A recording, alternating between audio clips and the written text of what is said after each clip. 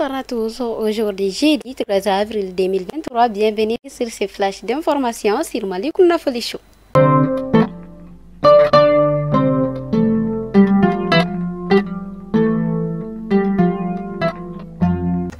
La première édition du C-Plan camp des programmes de leadership africain a été déroulée aujourd'hui au Centre national de documentation de la femme et de l'enfant CNDIF. Conférence, débat, formation et sensibilisation était le programme de la tournée de l'intégration africaine. Le thème choisi était l'accélération de la mise en œuvre de la ZECLAF, contribution et appropriation des enjeux par la jeunesse africaine. La cérémonie a été clôturée par la remise des attestations aux participants. Dans le cadre de son opération Ramadan initiée chaque année, l'opérateur de téléphonie mobile Move Africa Malitel a procédé le vendredi 7 avril 2023 à la remise des kits composés des panneaux de Ramadan, de Coran et des tapis de prière aux fidèles musulmans de la mosquée Mahamadou Bakayoko de Tourela à Sanaworoba. La croissance économique subsaharienne ralentira à 3,6% en 2023 puis accélérera à 4,2% en 2024, a déclaré le Fonds monétaire international FMI dans son rapport sur les perspectives de l'économie mondiale publié le mardi.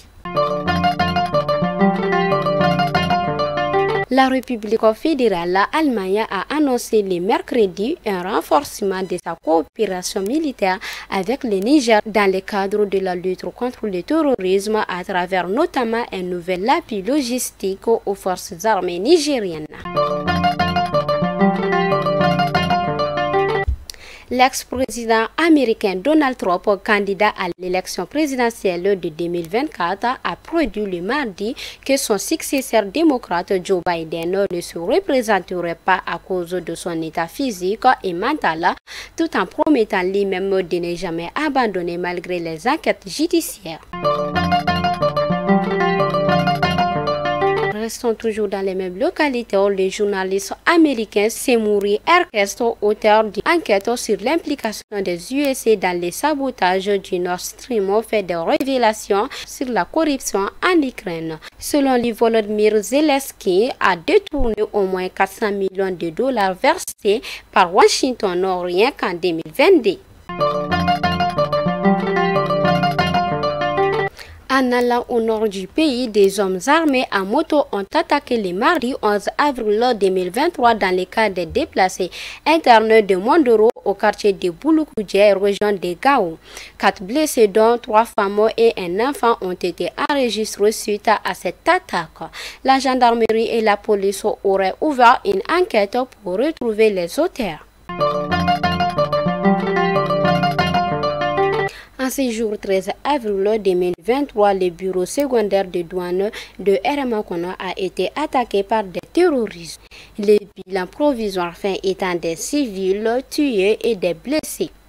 Le bureau des douanes saccagé avec des dégâts matériels considérables. Les ratissages et des enquêtes concernant les circonstances de l'attaque sont en cours.